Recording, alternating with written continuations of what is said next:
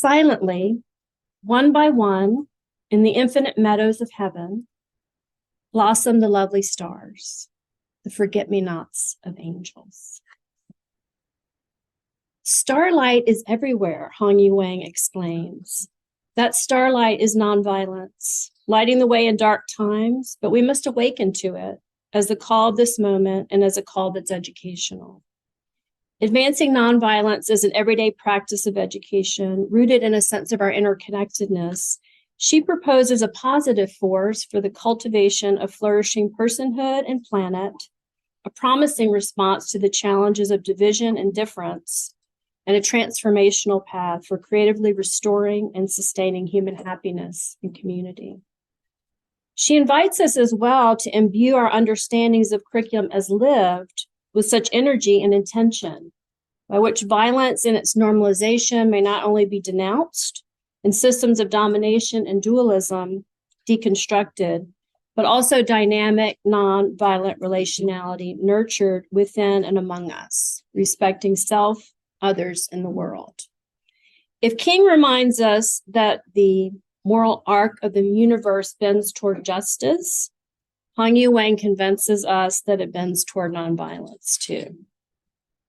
And in many ways, that's why we're all here today. It's why I'm here. These introductory remarks come from an endorsement I was honored to bring to Hong Yu's book, Awakenings to the Calling of Nonviolence in Curriculum Studies.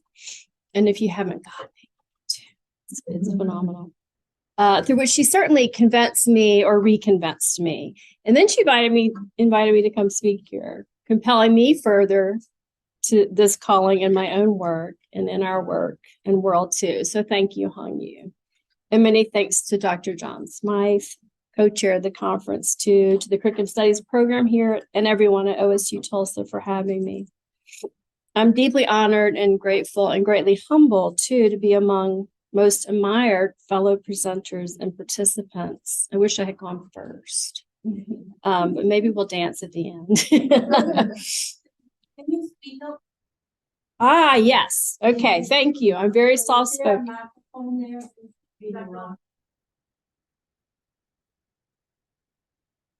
Okay, just do this if I need to talk louder. It was not without some hesitancy that I accepted, because I'd never directly taken up the question of nonviolence in curriculum studies or education. It's been said, though, that one is often inexplicably drawn or even summoned into that which it's important for one to study. And similar, that one comes to a spiritual life not by virtue, but by need. And this is a matter of spirit, as also pedagogy and politics and ethics and all the other things we've been exploring. Such has indeed been the case with me. I had for some time been exploring peace, issuing from personal and professional necessity, educationally, curricularly, never mind, which is at least in many ways deeply related to nonviolence, and also been addressing issues of violence to some extent, respectively, too. So I offer side note homage to the wisdom of Parker Palmer, who says, "Let your life speak," which also means listening to it and taking seriously the invitations that it brings your way. Nonviolence is whole being work. It's not a destination or an ideal to reach, but an ongoing process of daily work to unlearn the mechanism of domination internally and relate compassionately externally to others and to the world. Nonviolence education is not a noun, but a verb, mobilizing educational experiences along polyphonic lines of movement toward a higher aspiration for a world yet to come in different places, times, and contexts. Individually and communally, we can make our schools and our lives a bit more loving and a bit more sustainable each day. Hong Yu describes nonviolence thus, and in ways akin to those I've discerned concerning my studies of peace as well. Intuiting that pivotal to understanding and pursuing peace educationally involved attending to the daily lived experience of peace, the subjective meanings and makings thereof of each one of us singularly and together, and for our work and world. I began trying to inquire into such with students in my social studies methods classes in New York City. In addition, for example, to the critical curricular engagements concerning culture, conflict, war, and oppression, as well as civil rights and other social movements for justice, freedom, and peace. How might we connect our own personal struggles with the struggles of others and the pain of the world? Through such, how might education be taken up as an avenue for freedom, fellowship, and healing, a site to inspire and enable us to become participants in creating a more just, joyous, compassionate, and beautiful world? I was asking myself.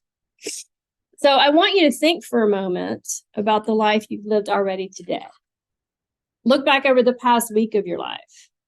What images of peace or its absence, obstruction, or opposite come to mind? If I had asked you to take photos of such using your phone camera and bring them here, what pictures would you now have before you? And what, if anything, would you make of them for what peace is and means as lived, and how to cultivate it perhaps within yourself, in your life, and perhaps educationally, pedagogically, in, for, and with others?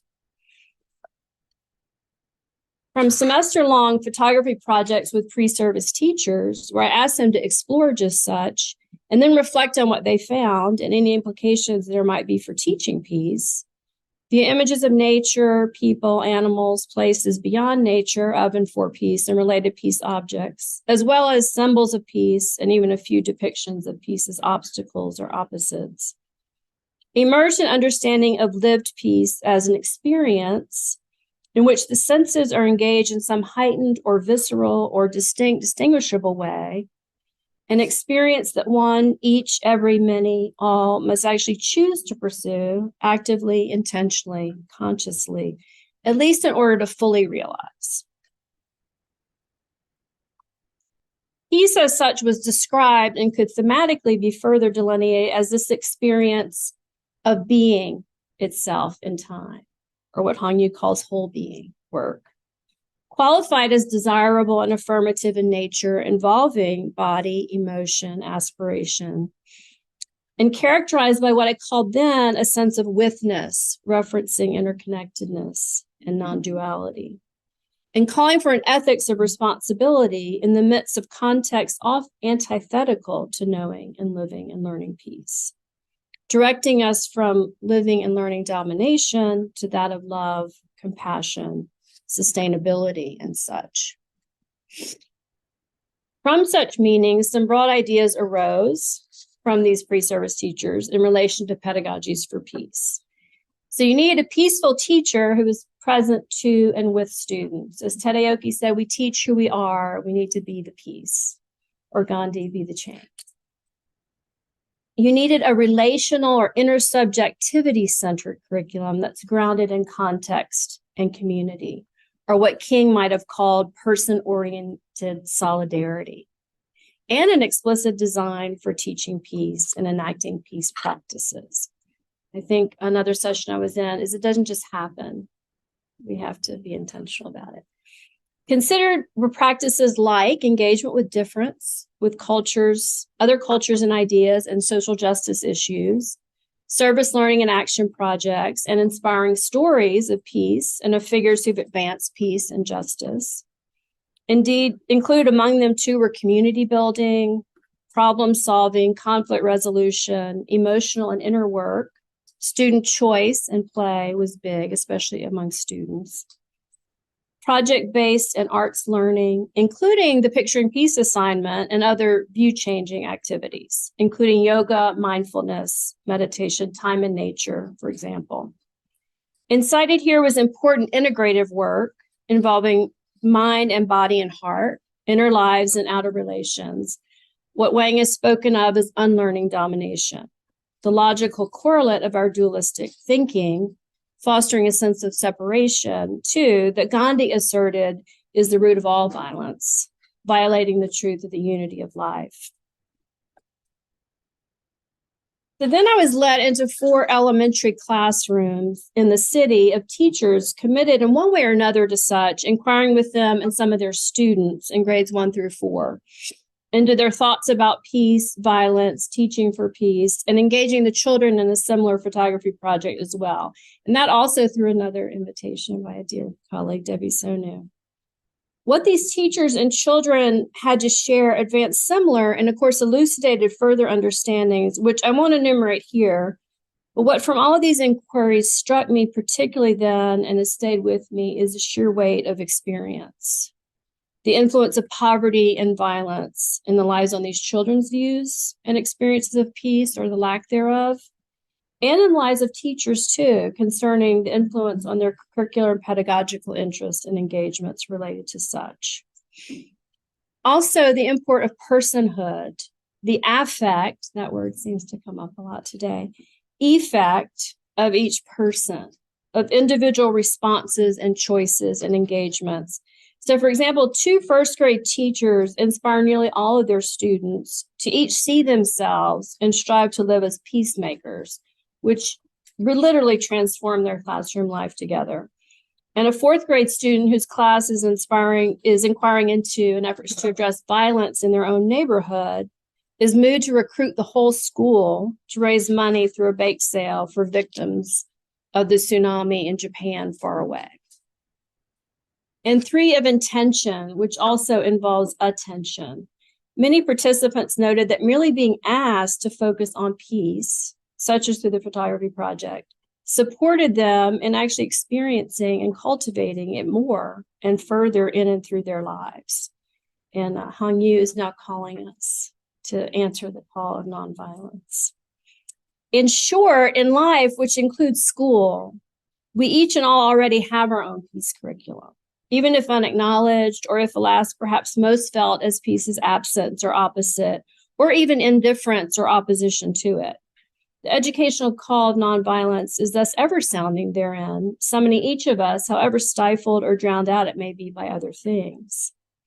Such inquiries have served to reaffirm for me the profound importance of subjectivity, of lived experience, ever constituted, engaged with others, as Pinar articulates it educationally, in relation to and with subject matter in society.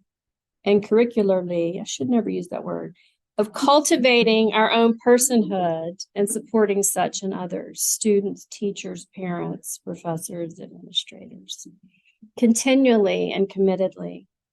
A career of nonviolence, mobilizing self and social transformation, subjective meaning and movement in the world with others, the living outcomes and significances of curriculum.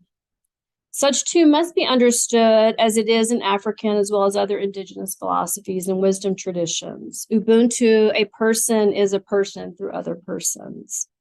Via our rather radical interconnectedness, interdependence, relationality, what Buddhist monk Thich Nhat Hanh called interbeing, including non-human life too.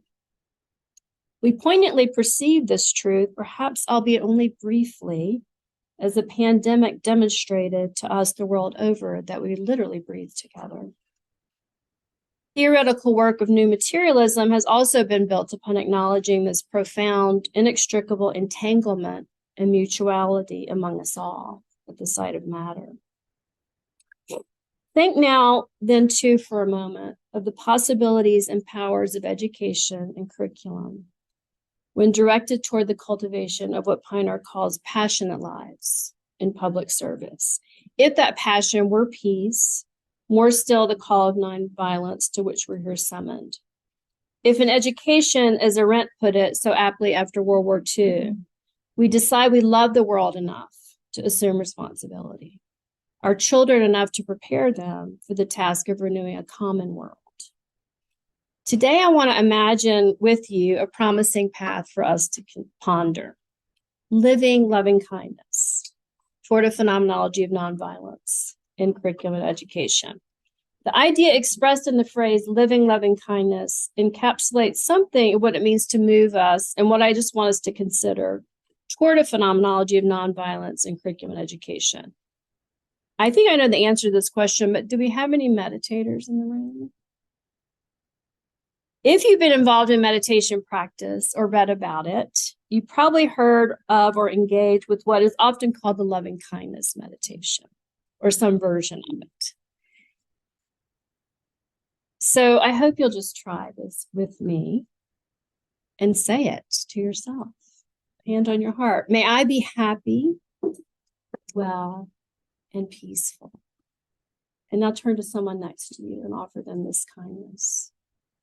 May you be happy, well, and peaceful. The actual meditation, and I have a Buddhist nun here, so I'm a little bit anxious about talking about this. Ginger, just jump in if I get it wrong. At least the actual meditation that I've, engaged involves open-hearted enveloping and connecting light. Imagining yourself receiving such, giving such to a loved one to receive, and continues in this address to another for whom there's no specific affection, one for whom there are difficult or even dark feelings. And finally, to all sentient beings, may we be happy, well, and peaceful. I often include as well, may we be free from suffering, may we be filled with loving kindness. The first of 4 Brahma Viharas practices in Buddhism, this one aims at advancing a mental state of unconditional kindness to all, goodwill and friendliness toward oneself, others, and universally, affecting also a transformation of opposites like hatred, fear, and selfishness.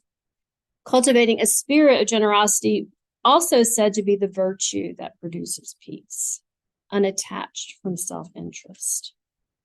Much of how we might define loving kindness is already illumined herein, and yet it's a word with weight, isn't it too?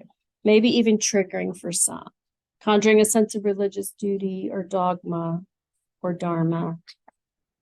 To help, I could venture to share medical and scientific research, of which there's really no small amount, that support this kind of mindfulness, including loving kindness meditation, based on its beneficial cognitive, social, emotional, and physical outcomes. But here, I'm principally engaging how such is conceived via this particular meditation, which also has been taken up writ large culturally, apart from any Buddhist or other religious orientation. Education and curriculum significantly ever call us to attend, it seems, to matters of mind, which in the end are also profoundly related, despite our Western mind-body dualistic legacies, to words and actions as well, to who we are and become, what we value, and to how we live. I don't know too many who would object to love or kindness, here in at least either. If we invoke the classical question in my field in curriculum studies, inspired by Herbert Spencer, what knowledge is of most worth? We recognize, too, that central to the work of curriculum studies is addressing matters of value, as well as of mind. Ethics and epistemology are further what others have noted, ethico-onto epistemology. So kindness, and we had a session on kinning, which I loved. Kindness is affiliated with kin and kinship. Haraway's plea comes to mind here to make kin, for her it's multi-species kin, as a practice of learning to live and die well with each other, in what she calls a thick present, upon a troubled and broken earth, to commit together to our entangled relationality and responsibility for the living, dying, thriving, vulnerable, precarious, emerging, yet to be born, and our ancestors too. Love, too, speaks of relations. Both find etymological and definitional correlates with affection, benevolence, regard, care, tenderness, compassion, appreciation, and even a certain nobility or bravery. In kindness, one deliberately acts for the good of others, exhibits the quality of compassion, the habit of being amenable, yielding, gentle. Love appeals to a holding dear, a promise, as well as praise for and even devotion to the other. In defining kindness, unlikely to do harm tends to be included herein as well, which could also be said of love, and in this way is tied also to conceptions of nonviolence in its commitment to cause no injury, to abstain from, negate, and resist violence, violation, damage, dishonor of all kinds. An important point, is that what I want? maybe. An important point, perhaps here needs to be highlighted, is all such may be dismissed as too woo-woo or syrupy sweet for legitimate academic consideration, or soft for entertaining as a potentially effectual educational or societal direction. Yet do such objections not perhaps also reflect something of the normative logics of control and aggression in which we're situated, even a certain patriarchal masculinist dismissiveness? Any kind of decolonizing work that we are about in our field necessitates steadfast alterity to such.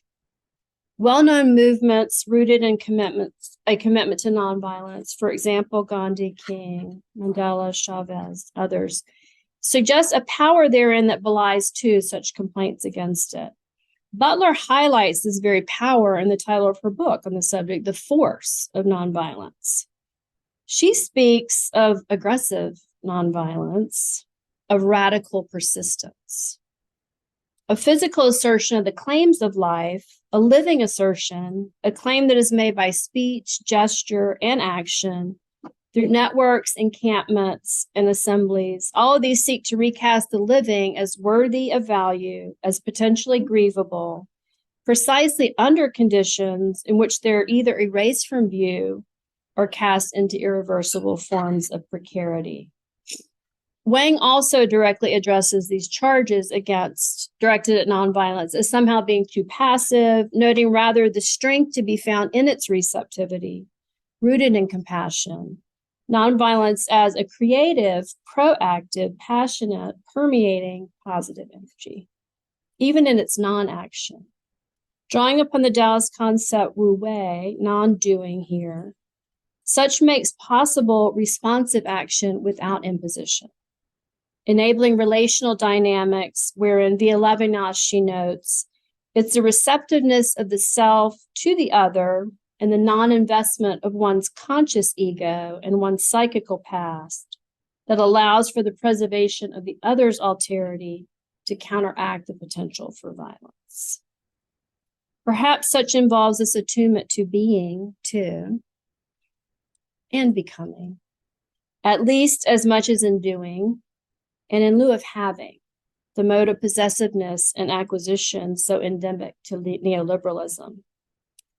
This meditation embraces such receptiveness regarding self, other, and world. And is not curriculum also the other, or otherness, as Huebner described it, with which teachers and students opening questions to address to each as other also mutually engage. He notes how such must be taken up with care so as not to enforce or overwhelm. Nodding's advanced organizing curriculum around this kind of care for self, for others, the world, ideas, the earth, an open and attentive posture toward all.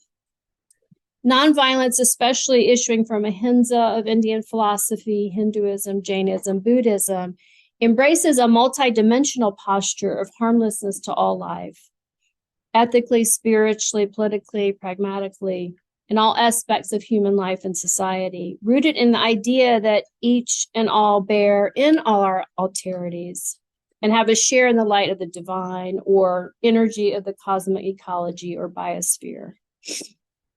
To harm another is to harm oneself, for we're all linked and partake in the unity of life. This interconnectedness we always already share may also be gleaned in our understandings of peace and significations involving fastening, binding together, covenanting, agreeing, related to reconciliation, harmony, friendly relations, and as freedom from that which divides and disturbs, like war, violence, unrest, and hostility. Yet exploring even a little bit about what loving kindness might mean in relation specifically to nonviolence does not necessarily illumine for us what it means to actually practice it, you may be thinking. And isn't there a difference between conceptualizing loving kindness, even engaging loving kindness meditation, and living it? And this in the response to the call of nonviolence in curriculum studies. Phenomenology, by which we seek to explore the life world and engage questions of meaning and its enigmas, may help us here. Phenomena, that which shows itself, things appearing to view. Ology, logos, word, the study or science of, the things themselves. Access to the world as we experience it, the elusive significance of the thingness of things. I'm thinking particularly here of a phenomenology of practice, what von Manen describes as the kind of inquiries that address and serve the practice of professional practitioners, as well as the quotidian practices of everyday life, operative with respect to living for practice and of practice, reflects on practice and in practice, and prepares for practice. A reflective process of attempting to recover and express ways we experience our life as we live it, and ultimately to be able to act practically in our lives with greater thoughtfulness and tact. Such questioning as such is also pedagogical then, illustrative of Dewey's definition of education as the reconstruction of experience, opening up the possibility for new understandings and insights, requiring wakefulness and wonder in and toward living, where a meaning too is already ever implicated in experience and mediated by language. So I love this quote by von Manen, and we seem to always come back to love, don't we? Doing phenomenology means to start with lived experience, with how something appears or gives itself to us, infected with a certain pathos that creates an openness to the world and a wondering attentiveness, involving not only head and hand, but our whole sensual and sentient embodied being. The phenomenological pathos is the loving project of bringing all the living of life to meaningful expression. What if we brought this project to the call of nonviolence in our everyday living, in our practices as scholars of curriculum studies, as educational leaders, teachers, students? Being invited to speak here on this subject and teaching a seminar last fall on peace, nonviolence, and curriculum studies afforded me the possibility to approach such, at least in a preliminary way. Throughout the semester with my students, I kept a journal reflecting on my experiences, documenting my own experiments with nonviolence and peace. The approach inspired by Gandhi, who described his life as defined by his experiments with truth, as experientially aspiring to nonviolence as lived. His experiments were much too about intentionally, consciously, and persistently developing and getting in touch with his own personhood, inner light, preparedness, and through such becoming a beacon for others, and of nonviolence and justice. And such is akin to Bell Hook's definition of love via Fromm and Peck, involving an animating principle in the self, a life force, some of us call it soul, that when nurtured enhances our capacity to be more fully self-actualized and able to engage in communion with the world around us. Fromm, in The Art of Loving, posits that our deepest need is to overcome our separateness, to leave the prison of our aloneness, and that love, the answer to the problem of modern existence, is the only sufficient address. He further defines love as an action, the practice of a human power, which can be practiced only in freedom, the expression of one's aliveness and the highest expression of potency. And realize that one can give to, attend, care for, share of oneself, what is alive within, with another, enhancing something new born between and for self and other in relation in the world. In Gandhi's formulation, nonviolence is love organized. Ahimsa, no harm, is bound to satyagraha, truth force. Via the phenomenological pathos of my own experiences, I pursued a path for getting more in touch with this kind of truth force in my own life and for my work with students. And I'd rather tell you about what they did. I didn't get IRB approval yet, so you're stuck with my experiences. I can offer here a last bit of prelude of sorts, but one curricular consideration from such that continues to work on me. With my class, of course, we read scholarly literature addressing or relating to the study of nonviolence, curriculum, and education, and we had illuminating conversations as tied to our daily lives and labors. I read in the morning as well in concert with daily journaling. I've done this for some time, activities adopted in the way of trying to cultivate inner peace, an open heart, mindful awareness, and such, and attuning myself to and entering into each new day. Here I turn to non-academic literature, spiritual, religious, and wisdom traditions, engaging the subject, and directed my writing to this kind of systematic attention to my daily experience concerning such. A host of other practices I also either continued or resumed or sought to additionally take up in concert with this project, like meditation, painting, community service. Arts in a way of attunement, encouraging one to be present and express the experience of such. So apart from the coughing today, some of you may know, I suffer from chronic health problems, which disrupts the process of daily living and my sense of peace, seemingly more often than not and quite unpredictably at times. So with some trepidation concerning this, I also experimented with a week-long yoga retreat in Costa Rica. I know you're thinking, oh, poor Molly. The routine of the days there had just a remarkable way of soothing the disease and pain that I typically feel in my body. And it is in the blue zone. Yoga twice a day, organic, whole food, learning and working in community. And a story was shared with me that strongly affected me, perhaps as reminiscent of so many disruptive experiences on the subway in New York City when I lived there. Though I also immediately thought of the power of nonviolence in it too. It was a story of Aikido master Terry Dobson, told by Ram Dass, who some of you may know as the academic dismissed from Harvard for his research experiments on the therapeutic effects of psychedelic drugs, guru of modern yoga, or author of the best-selling classic, Be Here Now. In it, he was pointing to how harmony might be realized by embracing conflict with compassion and understanding, or loving kindness. It's a story of Dobson's train ride in the suburbs of Tokyo one sleepy spring afternoon. Quiet was shattered when a large man, a laborer, boarded at one stop bellowing violent, incomprehensible curses. Drunk, dirty, staggering, and screaming, he swung at a woman with her child, who was sent spinning into the laps of an elderly couple, the baby miraculously unharmed. As scurrying they sought escape from additional harm, he tried to kick the woman in the back, but missed. Enraged, he attempted to wrench the metal pole from its base, others in the car paralyzed by fear. Young and strong, Dobson stood up, ready to take this guy down and save all from danger. Though he had learned from his master that Aikido is the art of reconciliation, the study of how to resolve conflict, and that whoever seeks to fight has broken his connection to the universe, he felt in this instance it was surely justified and even provoked the man in a verbal exchange. But just before physical engagement was about to commence, an old Japanese man shouted to the laborer, welcomingly bidding him to come over and talk with him.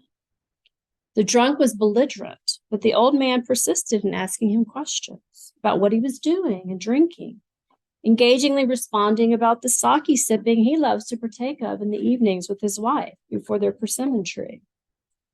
Persuading him into conversation, the angry man's face soon softened and fists unclenched as he was invited to share his tales of woe and began sobbing. Dobson felt himself standing there in what he called his make this world safe for democracy righteousness when the train arrived at his stop. He heard the old man acknowledge the large one's troubles and invite him to sit down and tell him about them. And when he looked back before departing, the laborer was sprawled on the seat, his head in the old man's lap. The old man was softly stroking the filthy matted hair. What he had wanted to do with combat and muscle had been accomplished with kindness and love. Aikido tried and practiced. This old Japanese man was prepared for practice. My engagements with the Buddhist temple where I live, attending as I can weekly meditation and Dharma talks there, have also alerted me to this attention to practice. While I've meditated for some time and been drawn also to Buddhist philosophy, I don't call myself a Buddhist, beginning to visit the temple really in relation to these experiments, as this tradition is so explicitly rooted in a commitment to nonviolence. The monks illumined for me how they seek to engage each and every moment of life mindfully, with the intention of fostering peace, nonviolence, compassion, loving kindness, without and within, through this committed attention to practice, from when and how they arise each morning and approach sleep every evening, to what and how they eat their meals, from their meditation to their service, to their giving of alms and community. Every undertaking reflects this understanding of what makes for a healthy, happy, peaceful body, mind, and spirit, and aims at cultivating and sustaining such in feeling, thought, word, and action. Via living rituals that cultivate habits that support a way of being wherein one is fully prepared to be present to and in all of one's engagements, tasks, activities, wide awake, and without the distractions, for example, which might come from being hungry or overly full, from having your mind wrapped up in thought, from being caught up in angry or other emotions, or from lack of sleep and such. They also continually acknowledge herein their interdependence with all life. For example, blessing one's meal or saying grace in my Christian tradition is described as a practice that reminds one that one and one's food are one, enabling you to see a sense of the oneness of everything, reawakening the living truth that we're all connected.